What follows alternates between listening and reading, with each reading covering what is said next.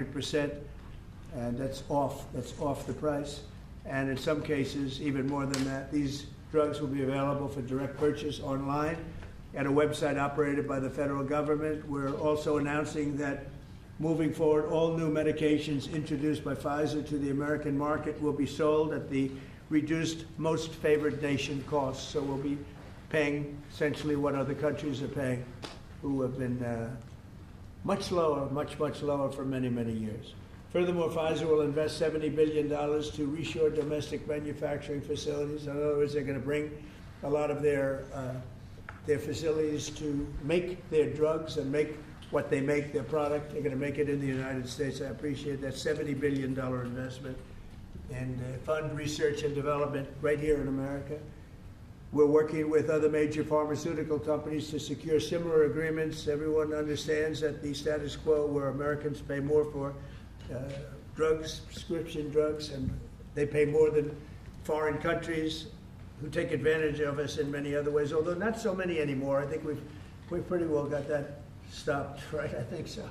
We've stopped that, but they took advantage of a lot of other presidents, that I can tell you. But we're making this pay to be very unacceptable, what they've done in the past. That's why my administration is also taking historic action to investigate the unfair and discriminatory trade practices of other countries that extort our pharmaceutical makers to shift costs onto the American consumer. They say, no, give us a price, a very low price, and just charge the American consumer, charge it to the U.S. The United States is done subsidizing the health care of the rest of the world. It's a big thing. I can't tell you how big this is. And I was all set to go on the first term, but then you had the COVID, and we had to focus on that.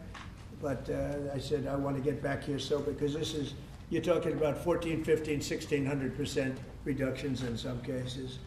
But by taking this bold step, we're ending the era of global price gouging at the expense of American families, and we're making America healthy again, which is our little theme for the people behind me. And I want to just ask Secretary Kennedy to come up, and we'll start, and we'll go through it with Oz and Klopp and Bourla and McCary, and we'll go through it, and if you have any questions. But this is a really big announcement. This is something that most people said was not doable. And other countries are going along because we told them that if you don't go along, they didn't have to go along, but if they didn't go along, we were going to put extra tariffs on those countries, and we were going to charge them the amount of money that they should be paying for the reduction in costs. So I think we had a pretty good negotiating position. So Bobby, I'd like you to speak about this, and what a great job, and thank you very much.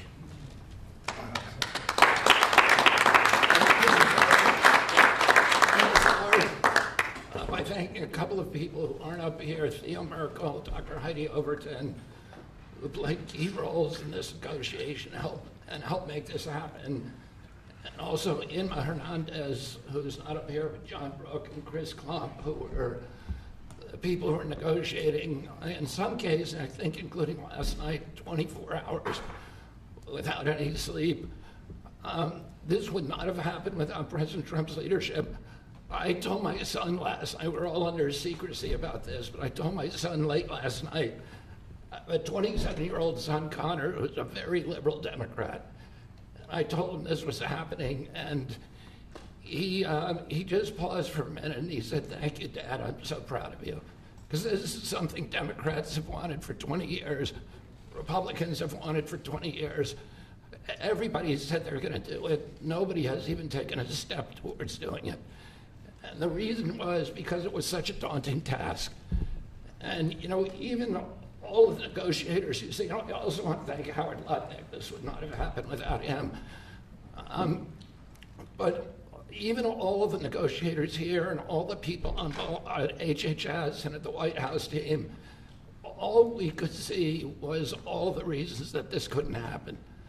Everybody had tried. Nobody could make it happen. And it was President Trump alone who, with his doggedness, his persistence, he saw this clearly in a way that none of us other, in its most simplest terms. Why are we spending more on this country than any other country? Why are we spending 75% of the revenues that come to the pharmaceutical industry? We're doing all the research, and everybody else is riding on our slipstream. And President Trump, I would say, harangued and harassed us to make this happen. I was getting calls at 11:30, 12 o'clock at night. Oh, are you asleep? And you got to get MFN done. And at one point, Dr. Oz told me I can't take the president's calls anymore. I have a lot of reasons. My wife has a lot of reasons to say to me about different things that happen in my life. Doesn't that give you anxiety? And I say, I don't get anxiety. This gave me anxiety. Oh, thank you, President Trump. It would not have happened without you. This is real leadership. It's a president who has a vision and makes that vision happen. And I can't think of any other president of the United States who could have done this in our history. I'm very grateful to you. This is an extraordinary benefit. The American people, thank you for your vision, President Trump, your bold action, your unwavering commitment to health and well-being of the American people. Never has a president stood up so bravely for the American people with respect to health care. And by the way, I forgot to thank Albert Burla. Albert and I have had a long history of antipathy and antagonism toward each other. But I have to say his leadership in this took tremendous courage. And he really created a template for corporate responsibility, for putting public health ahead of his individual interests. So I'm very, very grateful to you for that, Albert. Under the leadership of President Trump, the U.S. government is now acting as a tough negotiator on behalf of the American people. Today is about fairness, it's about equality, it's about giving hope to those who are trying to stay healthy, who are managing illness, and who are fighting for their lives. We refuse to make the most vulnerable citizens continue to pay an unthinkable price for the world's pharmaceutical breakthroughs, which we pay for. This policy is a shield for the chronically ill who have carried the burden of high drug costs for far too long. It's a signal to every American family that we're finally putting their health and financial security first. And it sets a new standard, one that says we won't write blank checks to the drug industry any longer. No family should ever be forced to choose between filling a prescription and putting food on the table. Americans should not be gouged paying 300 or 400 or 1,000% more than people in other countries for the exact same drug, many times manufactured in the same factory in New Jersey and sold in Great Britain for 1/10 the price that it's being sold for here. This week, and I was with some friends up in Martha's Vineyard, and an old friend, one of my oldest friends, his wife and daughter have a chronic disease. And that chronic disease last year cost $150,000 to treat. And the mother had to choose whether she was going to take that money and spend it on her or her daughter. And she spent it on her daughter. So she had to make that choice.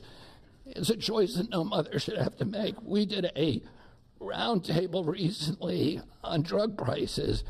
One patient spent more than $180,000 on one drug. One cashed in all of her savings and worked 3 jobs to make ends meet. One almost quit her job and moved to Germany to get the drug cheaper.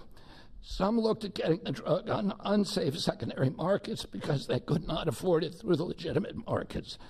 Today, we begin to right that ship. For the mother trying to help her child get better, for a grandmother at the pharmacy counter, and for millions of Americans who want to restore their health. Today is about another promise made by President Trump and another promise kept by President Trump to the American people. And it's only just the beginning. This is all thanks to your unwavering leadership, Mr. President. Thank you. Thank you very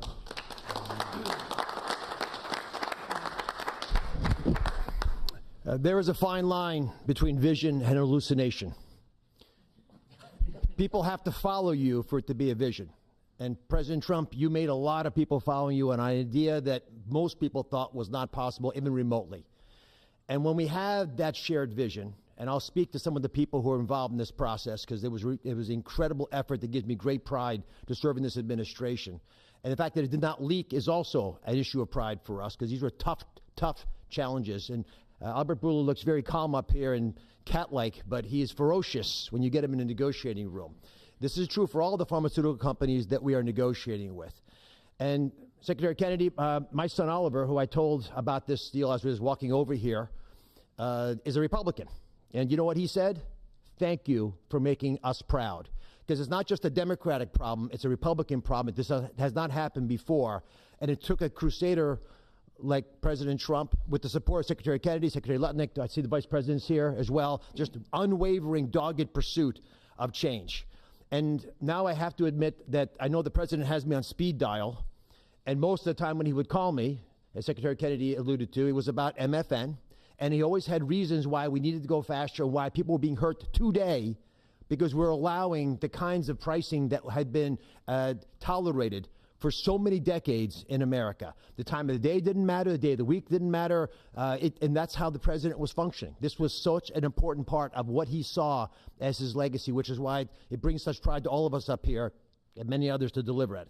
And the laser focus that the president had on this, which he shared with me the day that I was nominated, that he nominated me for this position and has reminded me frequently since, made it a top priority for us as well at CMS. Now, to do this, you have to have tactics, not just vision, but tactics. And the first tactic the president shared was to introduce me to Albert Bourla. He took us to dinner with Secretary Kennedy, and he argued, and he's a great deal maker, as you know, that if you're going to make a deal of this scope, of this nature, you need trust. So the president lit the kindling, he got the embers going, but he needed us to nurture that beginning of a fire so they would blaze into what today we can announce as the grand deal, one of the greatest ever, certainly in the space of pharmaceuticals. I gained to respect Albert, and I'll tell you why in particular. It was because he recognized the dangerous problems facing so many Americans, that they had to choose between taking medications prescribed by their doctor that could be life-saving or shopping at the grocery store, paying for their kids a fundamentally important need that would be squeezed out because they couldn't compromise on drugs, or often worse, they compromise on the drugs. 1/3 of all prescriptions are not filled in the pharmacy because of this. We talked through the winter. We talked through the spring. We talked through the summer. And we got nowhere. We stalled. The industry is powerful. They're important. They have smart people. There's no reason for them to give the numbers that the president is articulating today. And you see these numbers on the charts around us. These are massive wins for the American people. But the president in July demanded, after the executive order, that manufacturers make a firm commitment and to lower prices or else. And it sent shockwaves through the industry. It got the ball rolling again. Our talks with Albert heated up, but it wasn't until last week, if you want an inside story, it wasn't until last week that we made a major breakthrough. And our hardworking team embarked on a remarkable story that I think books will be written about, 24/7, nonstop, with industry, with Albert, with his great team at Pfizer. And with this partnership, we began to deal with the fundamental challenges we have, which is protecting medical advances for the future while at the same time securing the prices Americans want today. We're going to continue to stimulate and strengthen innovation. That's what a great country does, and we are a great country with a great leader. We're going to protect the U.S. hegemony in R&D. We dominate the planet in discovering cures for illnesses. All those orphan ailments, all those remarkable advances, they come from research labs here with companies like Pfizer and other great ones in the pharmaceutical space. We're going to lead in the life sciences. We're going to lead in ideas. And we're going to make sure that we do all that while we're being fair to the American people, especially our most vulnerable. We're going to finally deliver on the fair drug prices that President Trump has been speaking about for 2 terms. We're going to celebrate this historic day, I predict, this historic day in the medical field for generations to come. The heroic negotiators that I do feel compelled to mention, and Secretary Kennedy kindly also mentioned their names. Some of them can't be in here because they're busy negotiating future deals. Inma Hernandez-Delso, John Brooks, who's a deputy administrator of mine, Theo Merkel, who is in the back and tall and hard to miss with DPC, and Corey Insulin with the same group did a spectacular job, and Don Dempsey at OMB. Just wonderful human beings worked tirelessly to get this done. We were able to secure this first MFN deal, and the president touched on this, but we have much more to come. You'll be hearing breaking news from the president for the rest of the fall. And Mr. President, these brilliant minds are here because of you. Now, I don't want to just pay homage to this. I want to actually speak this a little bit. The passion to protect the American people brings top-tier Americans into the government. We've created a powerful administration with the president's leadership, an administration of winners. of people get things done. They see the generational opportunity to fix the biggest problems our nation faces. And the person who led this negotiation, Chris Klump, embodies this seal. Now, Chris Klump came to visit Secretary Kennedy and I the very first day we were looking for staff to try to bring in the government. And neither of us really had an idea of how challenging this might be. And he came to the interview, and we knew that he had built a business that was worth several $100 million. And the secretary, very poker-faced as he tends to be, looked at him and said, "Are you willing to give it all up and move your family to Washington?" A young family, 4 young children, beautiful wife. "Are you willing to come across the country and serve our nation, serve this president to ensure vital programs like Medicare, which he runs, will keep our seniors healthy for years to come?" He gave it all up, like so many have in this administration, passionate to follow the president's lead and serve under Secretary Kennedy. And for those of you at home who are watching, and I hope there are quite a few, I think this shows just how cool a place it is to work, is in this government. And I take great pride in handing the ball to Chris. Chris, tell the American people what they have won, thanks to your passionate ability to deliver on President Trump's promise.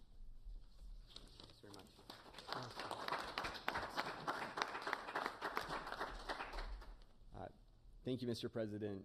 You have enabled something that as recently as last night, nearly everyone has said was impossible. And Secretary Kennedy and Administrator Oz, thank you for having trust in us as a negotiating team to drive this forward on behalf of the American people. It is an absolute honor and privilege. And Mr. Borla, to you and to the team at Pfizer, you have taken a step that I think few appreciate, requires a level of courage to change something that for decades administrations have tried. And there was no incentive rationally for you to do, and yet you've done it because you recognize the opportunity to align your economic interest with the social interest of the American people, and we are grateful. Today is historic, as has been discussed. This is a major win in the battle for affordable health care and affordable drugs. As the president said, on average, we pay nearly 3 times what the rest of the wealthy world pays for branded pharmaceuticals. And yet we drive more than 50% of global R&D, 50% of revenues, nearly 70% of profits. It's unjust. It's morally unjust. And when this happens, we stifle innovation and we limit access for the most vulnerable people across the planet and in America who need these medications. And so the president directed us to make deals. That's what he does, and it's what we do. And all great deals, and this is a great deal, are rooted in principles. And this deal was rooted in the principle of fairness. Now, the president could have directed us to go to the poorest country on the planet and find the cheapest price for every single drug and bring that back to the United States and use the might of the government to insist that that's the price we pay. And that might have worked, actually, for just a little bit. But very quickly, it would have utterly destroyed innovation in pharmaceuticals. It would have destroyed American primacy in building life-saving medications. There are nearly 20,000 known diseases on the planet. We have treatments or cures for far fewer than 10% of them. So that would have been a bad strategy, and it would have limited access to those who need those medications the most. But he didn't call for that. He didn't call for 50% lower than the lowest price on the planet. What he called for was fairness. And that's a powerful principle, because we all grow up wanting to be on the right side of fair. And it allowed us to do what has not been done before, which is to call on manufacturers and ask them to be fair, and allows us to go to countries and ask them to pay their fair share in the battle against global disease. And that is the unlock for this great deal. Now, it's my privilege to talk just for a few minutes about the details of the deal. First, let's start with the definition of MFN. What do we mean by that? This is not made-up list prices that have often been quoted in prior administrations, stuffed with fees and rebates. We're talking about we start at net prices, after fees, after rebates, the prices people actually pay here, the prices people actually pay in other wealthy countries. We then index to a basket of countries, wealthy countries, across the world. And we go drug by drug, and we look for the lowest price. And that becomes the starting point for what an MFN price is in the United States. And then we've built this, principles of fairness, on 5 key pillars, as we've talked about. Number 1, as has been discussed, direct access for patients at TrumpRx, which is a site soon to be launched, available often at full MFN and always at lower prices than currently available. This is bypassing middlemen. It increases transparency. In many instances, prices are 80% lower than they are today. No more Canadian detours to purchase drugs more inexpensively at our neighbor. You do it from home, you do it a click. This is American ingenuity outsmarting the system. Number two, the president was very clear to us and directed us to ensure that we secured the lowest prices for the most vulnerable Americans, those who are served by Medicaid. So we focused there first.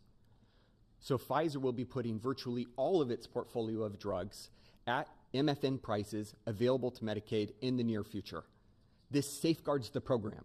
This ensures that this program lives as a lifeline without undue burden on the taxpayer for those who need it most, for our vulnerable Americans whom we are charged morally to care for. The third principle is about future-proofing fairness. This is the idea that Pfizer has committed, as are other manufacturers, that they will not launch a new drug for commercial, Medicare, Medicaid, or cash pay markets at a price that is higher than the other wealthy world. Now, they are free to price their drugs wherever they want. These are not price caps. These are not price controls. They can price however they'd like. We're simply asking them, and they are committing not to undercut us in other countries. This is an essential principle. This allows us to retrain other countries to appropriately value innovation for their citizens, to appropriately understand what fair share means, to contribute global R&D. This allows us not to compromise access for those who need it most. And this is a powerful commitment. The fourth principle is around shared savings. As our commerce colleagues and as our U.S. trade representative colleagues succeed in encouraging other countries to pay more for existing medications, a portion of that will go to fund additional R&D. And a portion of that will repatriate back to the United States to offset prices, lower prices further for Americans on those existing drugs. And the fifth principle, as discussed, with hats off to Secretary Lutnick and Ambassador Jameson Greer from U.S. Trade, is about Pfizer committing to onshore 100% of the value of all imports that it currently imports to the United States, thus ensuring that we seal our great American resurgence. If you're watching this right now and you have been looking for evidence that this is a president who knows and cares about you, who is fighting for you, who is fighting for every American, this is Exhibit A. This is not an empty promise. It's not platitudes. It's not lacking a plan. These are hard contracts with teeth, lowering prices now that we will all feel. These are the most significant, historical, substantive, mathematically quantified price reductions in the history of our country in modern-day pharmaceuticals. I cannot thank you enough for your leadership in enabling this to happen. It is an absolute pleasure. The president has showed us that the impossible can be achieved, and that is what's happened today. God bless America. With that in mind, it is my absolute pleasure to introduce Albert Bourla, CEO of Pfizer.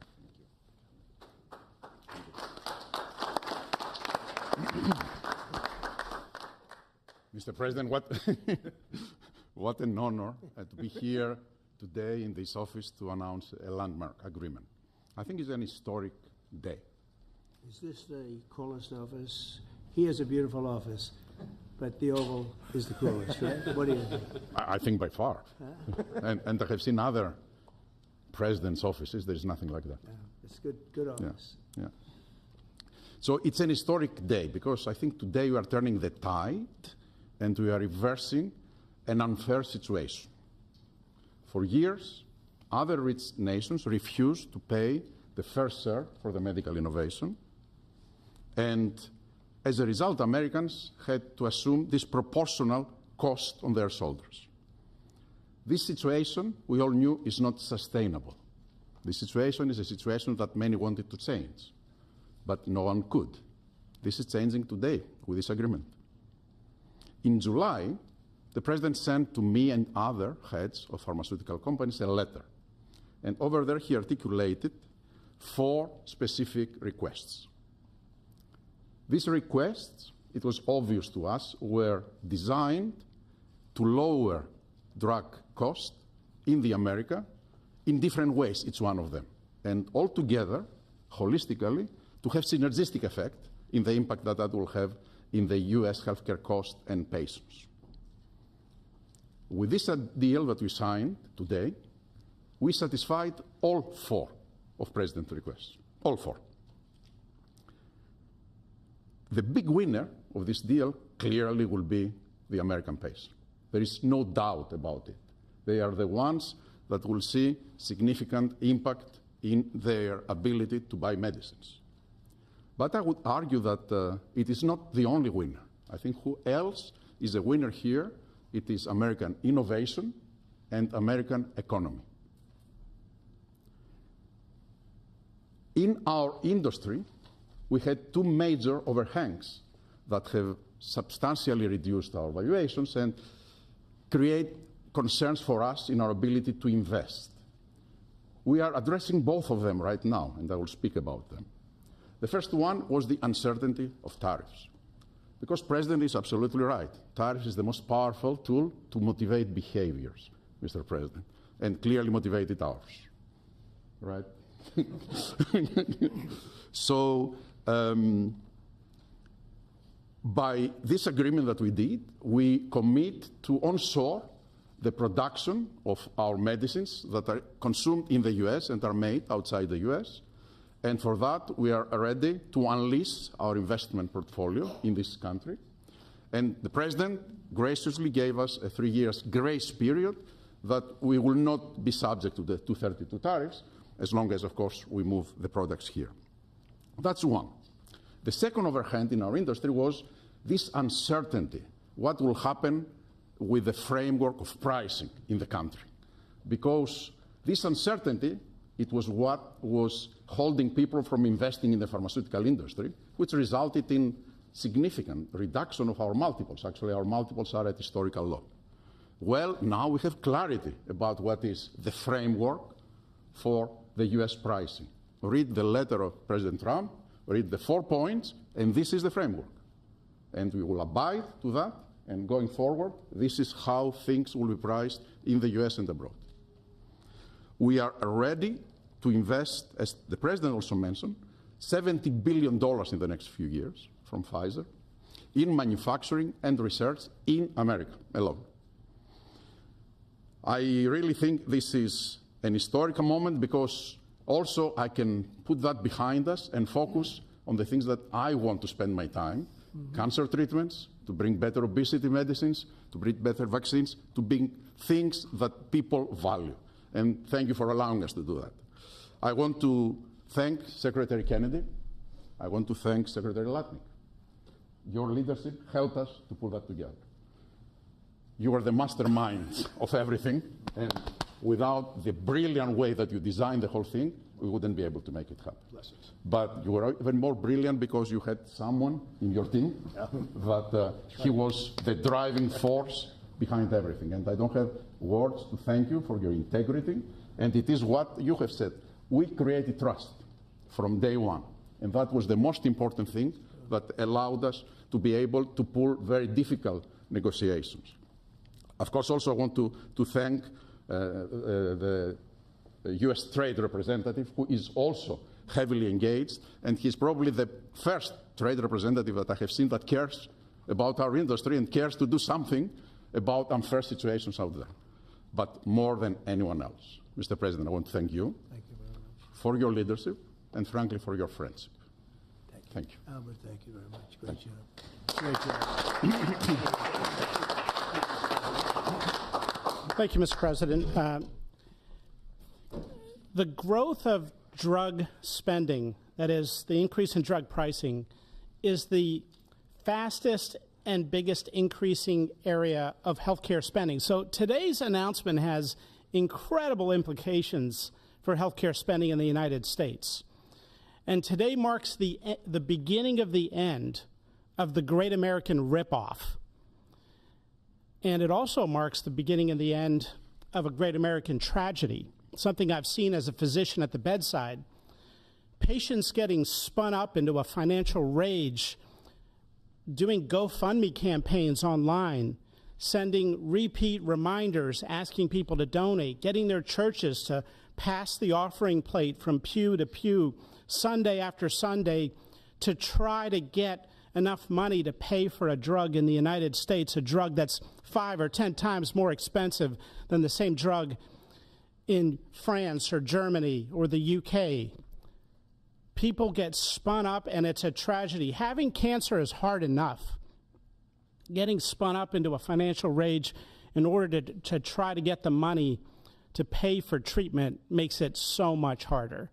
37% of people who go through cancer care say in the end that the financial toxicity makes them want to avoid or delay care in the future. That is, they're done with it. They're done with the system. That's how toxic financial toxicity can be. And for what? For what? So the U.S. can finance the R&D of the world? Well, that ends today, thanks to President Trump. So we want to see R&D. We want to see American pharmaceutical companies thrive. We want to see pharmaceutical companies that do business and manufacture in the United States thrive. At the FDA, we're doing our part. If you're going to equalize your price to that of other wealthy countries, we're not talking about Zimbabwe. We're talking about Germany, France, UK, Japan, other wealthy countries, the OECD countries. If you equalize your price, then we're going to put your future applications at the front of the line. A voucher to get a review in weeks has a market street value of about $500 million because every day is money when it comes to getting a drug approved. And so if you meet one of the president's national priorities stated very clearly, moving manufacturing to the United States, meeting a large unmet public health need, or equalizing your prices. We're the largest purchasers of drugs. We deserve the best prices. And so we're going to do our part. And if a generic company makes their drug in the United States, that application is going to move to the front of the line as well. And if you're going to build a plant in the United States, our FDA inspectors will walk through that plant during the construction phase, something never done before, so that it's ready on day one. So thank you, Mr. President, for your leadership. They said it couldn't be done, and here we are. Thank you. Chris, you may want to go up and just show one of the boards about how quickly the prices come down. And these are small examples. We're going to have it over 1,000% in some cases. You'll see that during the week. But we just picked out 4 at random, and you see the kind of numbers. Bobby and maybe Albert, good. We picked 4 examples, but I want to be totally clear. These are not the only 4 examples. And as the president mentioned, this is not the only agreement. It is the first. It's a historic agreement. There are many to come, and we're excited to talk about them. And that means hundreds and hundreds of drugs. We are not exaggerating when we talk about reductions of up to 80%. We give you 4 examples here. One for dermatitis. The new price at MFN results in 80% reduction to what's available today. One in postmenopausal osteoporosis, 85%. Migraines that affect so many Americans, 50% reductions. Rheumatoid arthritis, something my own mother struggled with, 40% reductions. This is about access. This is about ensuring Americans have access to life-saving medications. These are real prices. These are net prices. They're not made up. They're not funny numbers. Thank you very much, sir. And, great job you've done. Everybody here has been incredible. We've been standing here talking about the Make America Healthy Again a lot lately, and I think our meeting the other day was excellent on a thing called Tylenol. That was a very important meeting. I think that was a very important meeting. And this, in terms of pricing, it's going to be great for Medicare, Medicaid, Social Security. It's going to be great for everything because your medicine costs are coming way down. We have some examples that I think we'll be able to show you next week of over 1,000% in some cases, where a pill that cost $10 in London was costing $130 in New York and various other places within the United States. And the same thing with Canada. People would go to Canada, they'd go to Mexico, they'd go to other places to buy drugs. They don't have to do that anymore. So we have favored nations. So that's what we have. And it's one of the biggest days I think anybody will ever have. We're talking about massive numbers, and the numbers are going to get even better with a little time. And I will say, Albert, I think that the drug companies are going to be the same. You're going to, the world, we're really competing against the world, so they have more people. So we'll come down a lot, and the world's going to go up a little bit. And the end result is you're going to, I think, do the same business pretty much. Maybe you'll figure a way to do more business, I think, knowing you. But I think the drug companies, we're going to come down a lot, the U.S. The U.S. will come down a lot. But the world, many more people, is going to go up a little bit, and it equalized. And it's a great tribute And I want to thank everybody up here. JD, thank you for all of your help too. And Howard, great, really great job. Thank you all very much. Do you have any questions? How about we focus on this? It's so big, let's focus on this. Mr. President, please give us a timeline. Yeah, Mr. President, first of all, this kind of goes along with your America First campaign promises for lowering health care costs. On a day that it seems like we're going into a government shutdown led by Democrats on the premise of providing health benefits to illegals, this seems to your move here is a stark contrast to that. Could the same principles that you did today apply to health insurance to maybe lower the cost of health insurance? Many Americans are kind of struggling with that. We're working on just that. Little different group, but we're working on just that. It could, I don't know to this extent. You know, we have a pill, one pill in particular we're going to show you next week. It sells for $10 in other countries and $137 in the U.S. And that's coming down now to probably $15 or $18. They'll go up to 18. I think that's pretty much right, Albert. It's not you, but they'll go up to 18 and we'll come down from 135 or whatever down to 18. I mean, that's a massive number. Remember, I was the one that held a news conference because I lowered drug prices by 1/4%. I think it was 1/8 of 1%, but it was the only one in 28 years that brought drug prices down for the year. But it was a very small number. Now we're talking about, you're going to see one over 1,000%. Look at these numbers. So, and this has a big impact, even on the discussion that we'll have with Chuck Schumer, who was here yesterday, along with a very nice gentleman who I didn't really know. You know who I'm talking about. The two of them came and we had a good discussion, and we're going to see what happens. We're going to see what happens, but this has a huge impact on that because these numbers are going to bring Medicaid. We talk about Obamacare. Obamacare is a failure. Obamacare is not good. It's there, but relative to other health care programs, it's in the lower 20%. It's not good. And I asked the Democrat representatives, what do you think about coming up with a better health care? This actually allows you to do that because the cost of prescription medicine is a big, I guess, a very big, more than 50% the cost of what we're talking about. So we might be able to do something like that. This is one of the biggest news conferences from a medical standpoint that I think has ever been had by any administration. Yeah, please. I'm curious, where are the other companies other than Pfizer? Are you expecting them to come on later? They're all with us. And I was honored to have Albert be the first. He's done a fantastic job with, as you know, with the COVID. He did a fantastic job with a lot of things. He's a leader, and Pfizer is right at the top. You know, it's there. Eli Lilly has been fantastic also, your friend, my friend. And they're all coming in over the next week. We're making deals with all of them. And I said, if we don't make a deal, then we're going to tariff them an extra 5, 6, 7, 8%, whatever the difference is, and we'll take it that way. So we took away the advantage by the fact that we have tariffs. We took away the advantage that they would have of just saying no, and we couldn't do anything about it. If they do that, what we do is we'd put a tariff on them of an equivalent amount, and we take it that way. And nobody wants to play that game. So they're going to be, they're all going to be good. We didn't have to mention that to Albert.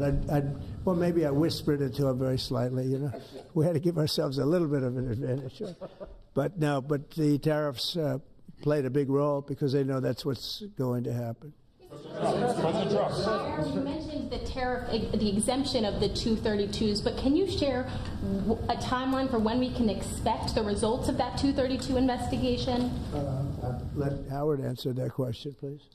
Sure. So while we're negotiating with these companies, we're going to let them play out and finish these negotiations because they are the most important thing to the American people. So we are standing by, helping and working with them, but the driver of the 232 outcomes is our HHS team because, I mean, look what they've accomplished today. So we are on their side helping them, but that is the model that's going to drive.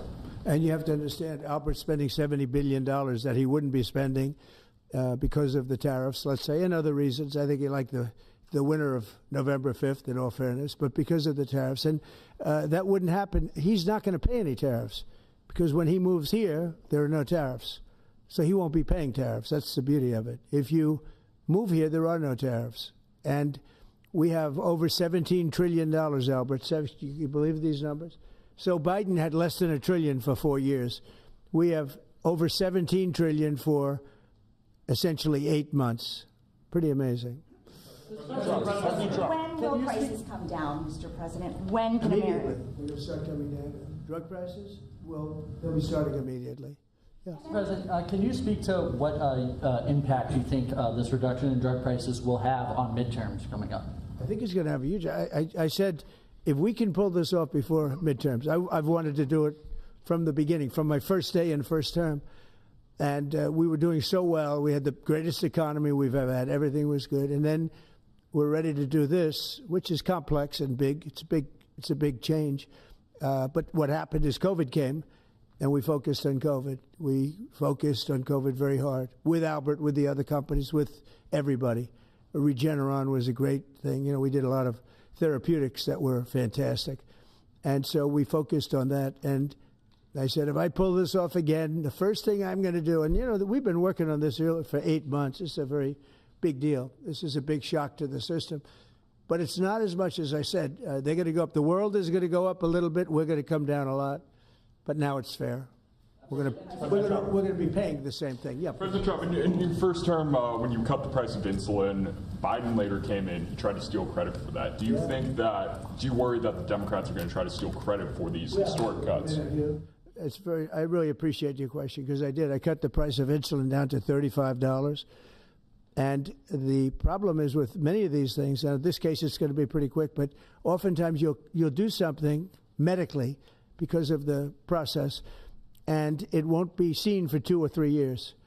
That happened also with, I could say 4 different things, but just if you talk about insulin, so it was 200, 300, 500, and you couldn't get it, and I got it down to 35. And I said, I hope I win the next election because otherwise whoever wins is going to take credit for it. Well, what happened is we did win the election. We did great.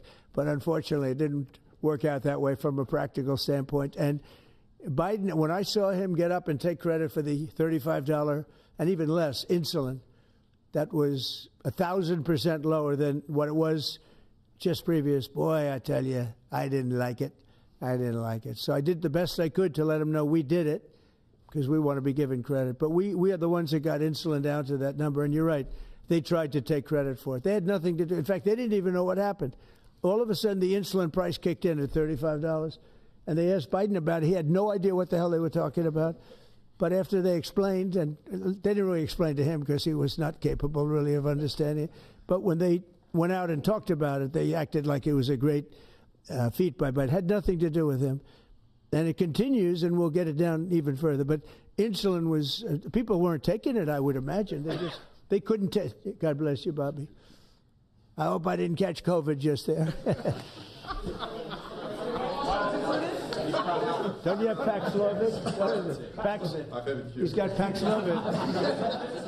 Give me a Paxlovid immediately.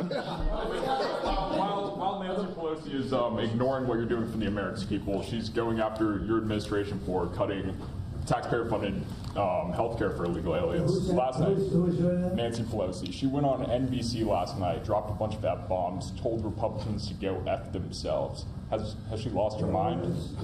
We have done an unbelievable job medically. Just this, if you did nothing else, we've done a lot like the insulin. But just this, nobody can ever catch this. This is the biggest price reduction times, maybe 10 times, 15 times than has ever been given before.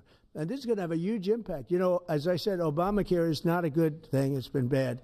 And I'd like to make it better. I told them, I spoke to a lot of people, a lot of Democrats recently. I said, why don't we change it? We can make Obamacare much better.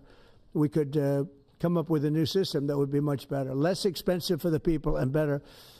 This is maybe the biggest breakthrough because, you know, when you're talking about the prescription drugs, that's a big part of it. So we're going to look. This is prescription, but we're going to be looking at that. We could come up and through this whole thing, you know, because I don't know, we'll probably have a shutdown because one of the things they want to do is they want to give incredible Medicare, the Cadillac Medicare, to illegal immigrants. And what that does is it keeps them coming into our country. and like they do in California. And no country can afford that. No country. And we have the border stopped up. We have it closed. We have nobody for 4 months. Zero people came in. That wasn't me. That's by the authorities who happen to be liberally oriented. But just think of that. We have people offering health care to people all over the world that they can't afford to pay, and that's the Democrats. And what that does is it brings people into the country because they want to come in for the health care. But no country can afford it, and they can't afford it. So we cannot allow them to charge tremendous amounts of money for health care for people that aren't even citizens. And in many cases, they come in from prisons, jails, and mental institutions, and we can't let that happen. So we have a big fight over that. We have a fight over open borders. They still want open borders. We're having a fight over men and women's sports, if you believe it. You would have thought they would have learned that it's not a good issue. And we have a fight in transgender, as you know, transgender for everybody. And that, when you talk medically, that's a lot of money, too. That's a lot. Those operations are bad. So those things are also being discussed right now. I mean, can you imagine we're actually talking about open borders, and we now have a great border, and we have a great country. Our country was dead 1 year ago. Now we have the hottest country anywhere in the world. Big difference. Yeah. What does it say about the state of the Democrat Party when they have a 33% favorability rating on average in recent months, and they're willing to shut down the government over health care for They are shutting it down. We're not shutting it down. We don't want it to shut down because we have the greatest period of time ever. I told you, we have $17 trillion being invested, so the last person that wants it shut down is us. Now, with that being said, we can do things during the shutdown that are irreversible, that are bad for them and irreversible by them, like cutting vast numbers of people out, cutting things that they like, cutting programs that they like. And you all know Russell Vought. He's become very popular recently because he can trim the budget to a level that you couldn't do any other way. So they're taking a risk by having a shutdown because of the shutdown, we can do things medically and other ways, including benefits. We can cut large numbers of people out. We don't want to do that, but we don't want fraud, waste, and abuse. And, we're cutting that. But they want to have illegal aliens come into our country and get massive health care at the cost to everybody else, and we don't have it. And that's I would say, the number one reason that they want to strike is to get illegal immigrants health care.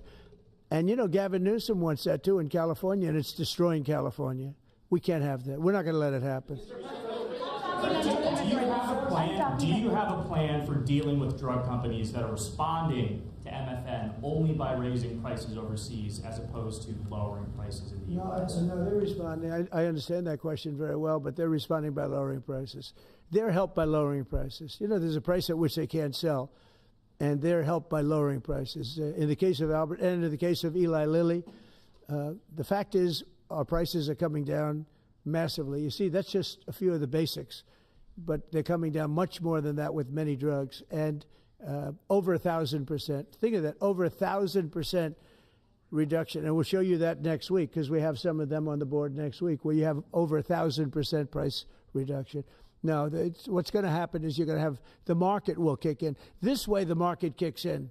The other way it was just basically it was just a form of control. You were stifling the market. Yeah. Following up on Brian, this point, is a shutdown inevitable? And how would you describe the negotiations with Democrats yesterday? Are more meetings scheduled? So nothing is inevitable, but I would say it's probably likely because they want to give health care to illegal immigrants, which will destroy health care for everybody else in our country. And I didn't see them bend even a little bit when I said we can't do that. Okay? Can I ask a question of Dr. Oz, Administrator? Yes. If there is no deal reached on the Obamacare subsidies with the Democrats, is there anything that CMS can do to lower those, or to mitigate the increases of those Obamacare subsidies? Not really, but we have time. We have time till the end of the year to make the changes I know the president is evaluating, but we should have a clean, continuing resolution, get past this budget process as it has happened so many times, and allow the president and leadership some freedom to be able to put some good ideas in front of the legislative bodies. Mr. President, undocumented immigrants. We actually do have time for that. They're Not eligible for the health care subsidies that Democrats are demanding. So can you clarify, what are you talking about when you say Democrats want to protect their health care? So when an illegal person comes in, a person who came into our country illegally, therefore breaking the law, and look, we all have big hearts. I have a bigger heart than you do. They're all breaking the law, and they're coming into our country. And we just, as a country, cannot afford to take care of millions of people who have broken the law coming in. We want them to come into our country, but we want them to come in legally. Now we have a strong border, very strong border, thanks to Christie and Tom Homan and the whole group. They've done an amazing job at the border. I mean, we had a border that was reckless. We had a border that was a disaster. They were coming in by the millions. I say 25 million people. You're saying less, but I say 25 million people came in illegally. And no system can take care of the health care of all of those people that came in. Now, a lot of them have gone out. We have over 11,000 murderers. We got many of them out. Many of those people have been taken out of the country, brought back to where they came from. In some cases, put in prison because they're so dangerous. We don't want to take them out. We have to watch them. We don't want them coming back. But if you look at what's happened in Washington, D.C. right now, it is such a place. I just drove through it, and it's clean and nice and beautiful, and people are walking around, and they're not afraid of being mugged. We haven't had murders. We haven't had anything happen in a long time. It took us 12 days to make it very good. It took us 20 days to make it beautiful. And now we're going to Memphis. But I think we should always keep a presence here, because if we don't keep a presence, it's going to come back never like it was, because we got rid of 1,700 career criminals. You know what that is? One career criminal can give you a lousy reputation for danger, because they commit many crimes a day in some cases. But Washington, D.C. is an unbelievable example of what can happen. And now we're going, as you know, to Memphis, which was very similar to Washington, very dangerous. And we're there, and we're working along very well with the governor, the mayor. A lot of these Democrat mayors, you know, what they don't want to have us do well, because if we do well, it makes them look bad, and they shouldn't feel that way. If I were a Democrat and I was a governor or mayor, I'd be calling Trump. I'd say, get your troops over here, just help, because the mayor of Washington is getting a lot of credit for what we did, you know, a lot of credit. But the beauty is, isn't it nice, seriously, you walk down the street, you're not going to be mugged, you're not going to be hit. We had a meeting about 3-4 months ago, and I was saying to the media, how many of you people have been threatened or mugged or accosted during your walk to the White House? And they said, we don't walk to the White House anymore. But the answer was, remember, Brian, almost everybody's, look at this guy. They even attacked this big, strong guy, right? Didn't you get attacked? Did you? But, yeah, just take a look at the other guy, right? What happened to the other guy? I don't know. Those other guys are pretty tough. They're tough with a gun in their hand, right? And, yeah, you were hit pretty hard. But almost everybody was. And now, nobody. Anybody been accosted in the last 3 weeks? If I would have said that 6 months ago, half the hands would have been raised out. No, we have a very safe city now. The country's going to be safe. We're doing one at a time, and we'll be going to Chicago. I told you this, sir. Union Pacific, head of the railroad. He knows this country very well. Started off as a very low-rung employee of the Union Pacific. He's now chairman. He came to me and he said, sir, save Chicago. It's a great city. It's going down fast. They had 11 people killed over the last couple of weeks. 11 people killed. 48 shot. That's not a city. It's a war zone. There's no city in the world like that. And then we have to listen to this Pritzker get up. I know him well. They threw him out of his business, and the family threw him out of the business because he's a loser. But we have to listen to Pritzker get up. He should call me and say, get the troops in. You ever hear that? 11 people over a week and a half killed. And I think it's 48, when you add it up, 48 people shot. And then I have to listen to a governor say how nice it is. It's a wonderful experience. Now, what is a wonderful experience is D.C. People are eating in the restaurants. They just opened 2 new restaurants, which hasn't worked in years.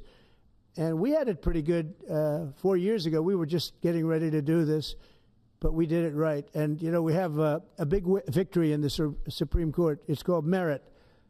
And so that includes the military. Our soldiers, did you see what they look like? These guys, they look like serious soldiers. They weren't playing games. And they went in there and they did a fantastic job. And Washington, D.C. is now a beautiful, safe city. The restaurants are thriving. The people are walking down the street holding their husband or their boyfriend's hand, and they're not worried about being raped or mugged or shot at. And it's been an amazing thing. And we'll do that in every city. We'll do them sort of one at a time. We'll do a couple at a time. And we have a tremendous force because, as you know, in recruitment numbers, when we put out, 2 years ago, when Biden would put out recruitment, nobody would join. Nobody wanted to be in the military. Nobody wanted to be police. It was just announced this morning. You probably saw my speech over with the military, with the generals, admirals. Record numbers of people signing up for the Navy, the Army, Air Force, Marines, Coast Guard, Space Force. I love Space Force. That was my baby.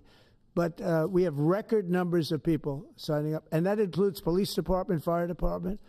So, you know, it's been an amazing thing. Well, we're going to have another meeting next week on this. We have another great company coming in, similar kind of numbers. But we're going to show you some 1,000% drops in prices. There has never been anything like this in the history of medicine, and it's an honor. And Albert, I want to thank you, and I want to thank everybody behind me, because you are a great team. We have a great team. Everybody says you have a great cabinet. It's a great team. So thank you, Bobby. Thank you very much. Thank you, everybody.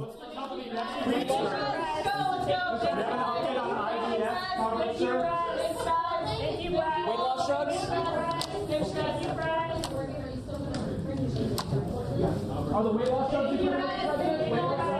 Weight loss?